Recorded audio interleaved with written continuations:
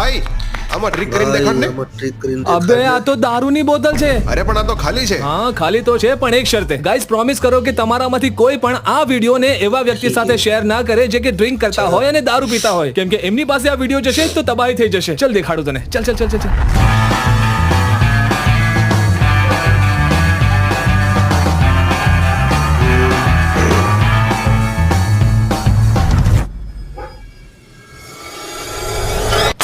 ઓહ! હજુ એક લઈને આવ્યો. અબે टूट गया बा